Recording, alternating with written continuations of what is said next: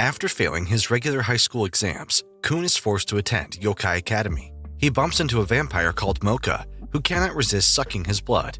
The two become acquainted with one another, and she is delighted to learn that he is also a freshman. Kun quickly learns what a mess he's gotten himself into. Yokai Academy is attended exclusively by monsters. Shizuka, his teacher, sets out 2 cardinal rules. Monsters are to always assume human forms, and any real humans discovered will be killed. One classmate, Saizo, is especially belligerent. Kun begins attracting attention for associating with the beautiful and popular Mocha, which particularly irritates Saizo. Later, Kun learns that Mocha's true form is concealed thanks to the rosary necklace she wears, and if it were removed, she would become a truly frightening monster. Mocha is happy that Kun doesn't seem to mind her true self, but he increasingly feels like he does not belong at the school. He attempts to leave, but Mocha tries to get him to stay, adding that, based on experience, human schools are the worst. Kun admits that he is a human and wishes not to be involved with monsters. He simply runs away, and Mocha chases after him. Saizo, an orc, stops her. Kun tries to save Mocha, but Saizo simply swats him away. Mocha rushes to his side, and as she shares that all she wanted was a friend, Kun says he does not mind being friends with her. Mocha is overjoyed, but she notices her rosary is gone. She unleashes her true power, that of an S-class vampire. Saizo trembles at the mere sight of her, and she knocks him out in one punch. Kun and Mocha embrace, thus beginning a special bond between man and vampire. The next day, Kun realizes that the bus that brought him here only comes once a month, and he is effectively trapped. Kun continues to be the envy of his classmates because Mocha is all over him. Occasionally, Mocha will get hungry and drink some of his blood, which she treats as a delicacy. Later, Kun helps a big-chested girl in distress, whom he accompanies back to school. The girl introduces herself as Kurumu, and she uses her succubus charms to seduce Kun. Mocha runs into them, and due to the spell, Kun tells her that she only keeps him around for his blood. Mocha later confronts Kurumu, who has an important mission that involves seducing the entire student body. Mocha, who has been immensely popular with boys from the start, is in the way of this mission. Kun arrives, wanting to apologize for earlier, but Kurumu charms him again, causing Mocha even more heartache. While she sulks and wonders if she is only friends with Kun for his blood, her rosary warns her that Kun is only falling for her succubus charms, and if she doesn't save him soon, his life force will be sucked out.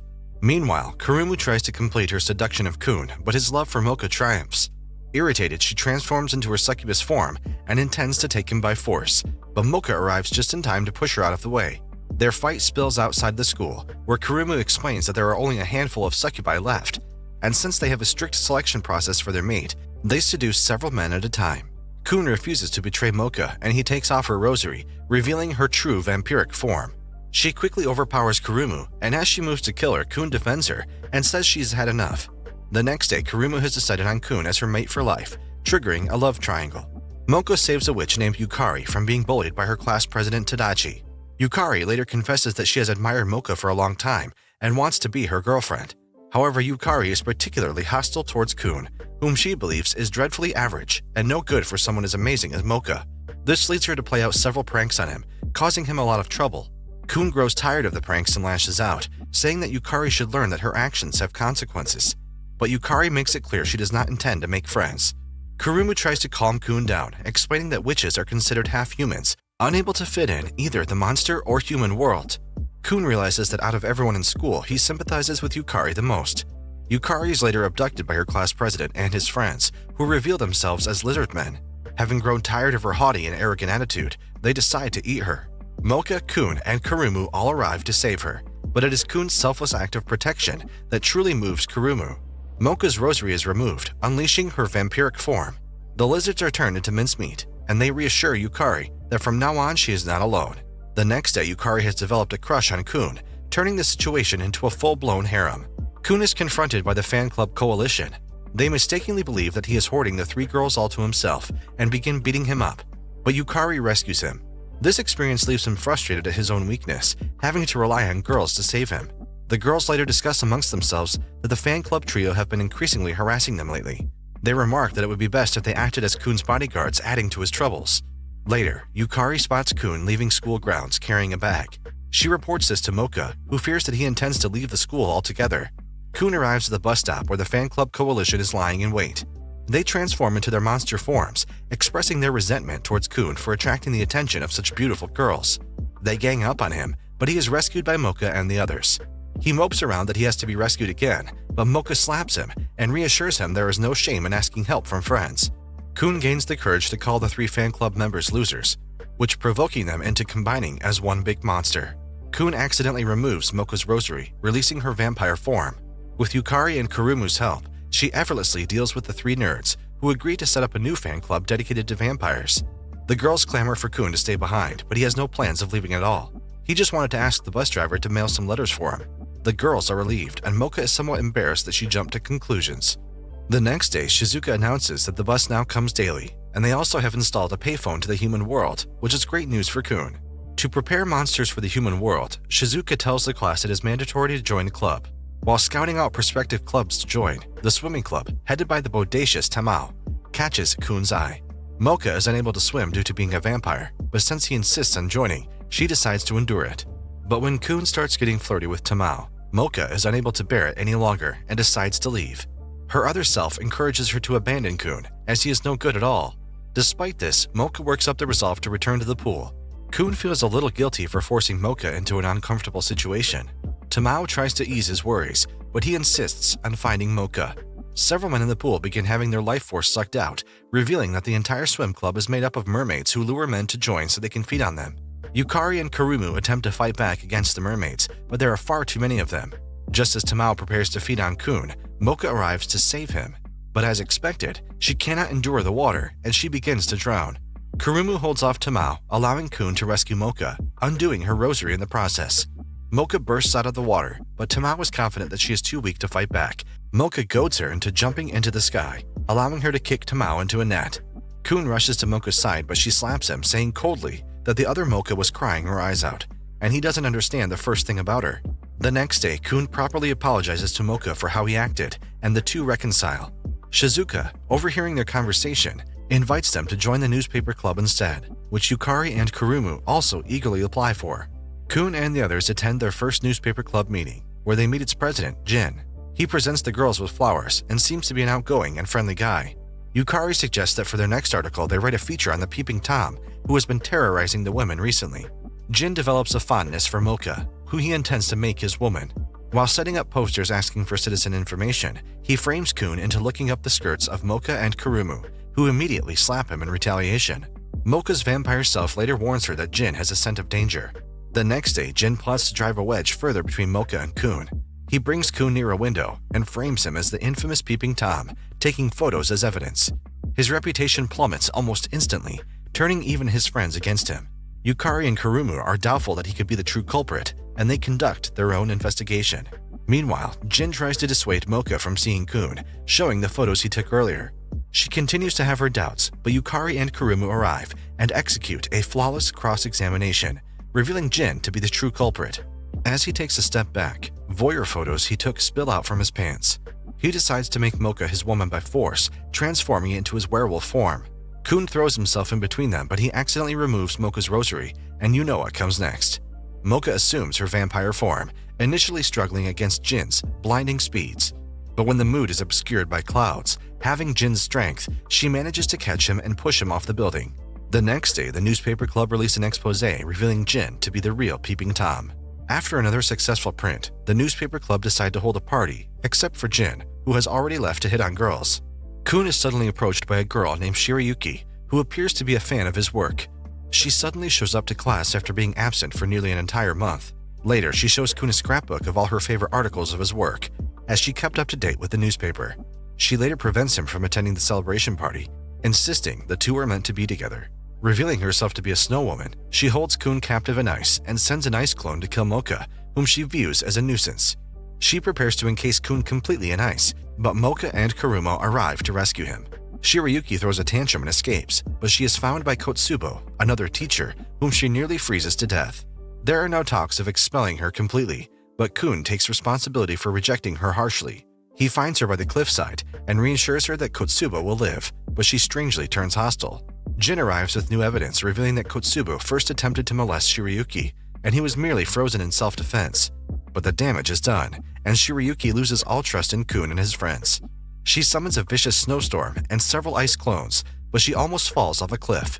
Kun narrowly saves her from falling and invites her to be friends. Although she calms down, she loses control of her ice clones. Luckily, Mocha arrives just in time, and Kun removes her rosary. The vampire Mocha rescues them both and smashes the remaining ice clones. Mocha is irritated that Shiryuki won't even offer a word of thanks and kicks her. Shiryuki returns the next day having cut her hair. They give Jin due credit for revealing the truth, but they beat him up after finding more voyeur photos inside his shirt. Ririko, the math teacher, turns heads for her immaculate beauty. With midterms fast approaching, Kun realizes he's in deep trouble.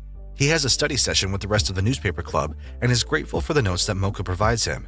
However, when Ririko notices this, she insists that the task of tutoring students be left to him, pushing Mocha out of the picture. She begins giving Kun private lessons. Although her sessions are effective, it costs Kun his personality, leaving him nothing more than an empty husk, repeating mathematical formulas.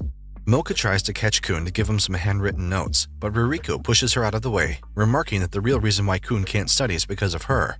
Mocha is left feeling depressed, but when she hears Kun scream, she races to rescue him. She discovers that Ririko is a Lamia, attempting to brainwash Kun while teaching him. When Ririko attacks Mocha, several of her handwritten notes spill out onto the ground. Kun's brainwashing is broken when he picks up one of the copies. He yanks the rosary from Mocha's neck, causing her to assume her vampire form, and she easily defeats Ririko. The next day, Kun likely did terrible on the exams, but he thanks Mocha for her easy-to-understand notes. The newspaper club head to the human world to hit the beach. Kun exclaims that he's finally home, which the other members find suspicious. While playing beach volleyball, they are impressed that Kun seems to have no problem with being in the human world, almost as if he's where he belongs. They later pay a visit to the nearby Witch Hill, populated by sunflowers. However, there are rumors that witches live on the hill, kidnapping trespassers. Kurumu pokes fun at Yukari regarding these rumors, and she is slightly offended at being treated like a kid. As they set camp for the night, Yukari continues to be treated like a child, with nobody trusting her with tasks of any kind. She is inexplicably drawn back to Witch Hill, where she meets Ruby, another witch. She explains that this hill is sacred to them, and they plan to fight back against humans who intend to demolish it. She invites Yukari to help their coven kill all the humans, but Yukari is hesitant. Kun arrives, having grown worried that she is missing. Ruby attacks him with monstrous plant life, ignoring Yukari's pleas for mercy. She takes it upon herself to rescue Kun, muttering the courage to use her magic to blast the plants apart. As the others arrive, Kurumu scolds Yukari for fighting by herself, but Shiryuki tells her to calm down. The members prepare to retreat to camp, thinking the battle is over, but Ruby attacks Kun, mortally wounding him. Mocha flies into a rage, her inner self bursting forth, even without the necklace being removed. Kurumi and Shiryuki are similarly infuriated, and all three attack Ruby. Ruby awakens after being thoroughly beaten. She explains her grudge against humans for wrecking several parts of Witch Hill for the sake of development, so she wishes to kill every human. The girls call her hypocritical for being just as absolutist as humans. But if her issue is no longer having a place to stay, Kun invites her to go with them to Yokai Academy. Ruby is taken aback by this offer and considers it for a moment, but when she returns to Witch Hill, she is reminded of her obedience to her master, Lady Oyataka. When the club members discover Ruby is missing, they come running to find her. Upon arriving at Witch Hill, Ruby attacks them with hundreds of plant monsters. Against overwhelming odds, Kun does the one thing he can: remove Mocha's rosary. Mocha makes quick work of the plants, but Ruby is unbelievably powerful, simply forming them back again. Kun notices a house in the distance, and upon investigating it, he finds that Oyataka is already dead. He shares this new information with Ruby, but she refuses to believe it. Afraid and confused, Ruby breaks down and begins unleashing dangerous amounts of magic, intending to use a spell to kill them all. With Yukari's direction, they work together to break free of their constraints and successfully destroy Ruby's talisman, the key to her magic. The next morning, the newspaper club finds Jin carrying an unconscious Ruby who survived the explosion. Although previously conflicted over attending Yokai Academy, Kun has learned to enjoy the time he has spent with his friends at a club and decides to make the most of what time he has left. After they print out the latest edition of their paper, they're shocked to find that another paper called the Yokai Square is also in circulation. Kito, the president of the Super Newspaper Club, says that they were recently recognized as an official club. When Kurumu raises these concerns with Shizuka, she replies that her hands are tied and that there are plans to scrap the less popular club. Kurumu tries to win back popularity for their paper by dressing up as maids, but their competition simply dresses up in swimsuits. Jin understands that they are frustrated, but he warns them that this is a fight they cannot win. He explains that the Super Newspaper Club is controlled from the shadows by the Security Committee, which acts in a similar capacity to the secret police. They decide to write an article exposing their injustices, but Jin orders them to drop the subject and burn all copies of their paper. They reluctantly do as they're told, but Kurumu considers releasing the paper anyway, and she convinces Kun to do the same. However, Kito, along with her subordinates, yank the papers out of their hands. She reveals herself to be a Spider-Woman and a member of the security committee, whose leader Kuyo is adamant about crushing all opposition. The pair are helpless to stop her, and they are soon caught in a spider's web. Fortunately, Mocha arrives, and Kun lifts her rosary seal. Mocha begins to drag Kito by her own web, then traps her and her subordinates inside it.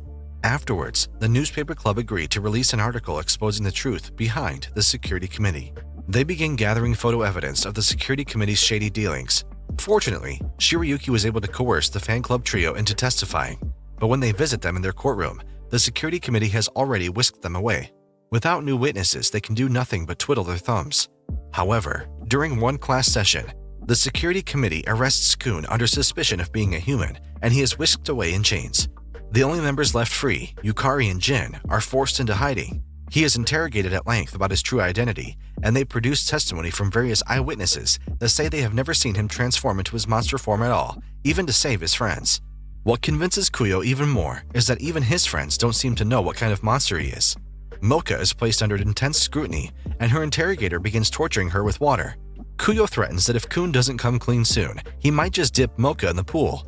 Left with no choice, Kun confesses that he is human, but Kuyo reveals that his friends were behind him the whole time. Shirayuki and Kurumu look at him with disgust, and they are escorted away. However, because Mocha knew about his identity the whole time, she is treated as a co-conspirator. Jin is shocked to learn the truth, and he follows Shirayuki's lead in laying low for now. Yukari, despite being prosecuted by humans for centuries, has more mixed feelings. Kun is marched into the school courtyard, where Kuyo announces his execution, while even Shizuka is prevented from intervening by her fellow teachers. Mocha desperately tries to pry off her rosary, while Kun is propped up on a cross for everyone to see. Kun is horrified to learn that after he dies, Kuyo intends to round up his club members and execute them as well. Ruby, in her crow form, rallies the members of the newspaper club to save Kun and break Mocha out of prison. Kurumu is still angry with Mocha for not trusting her enough to tell the truth about Kun, but they put it behind them for now. First, they must save him.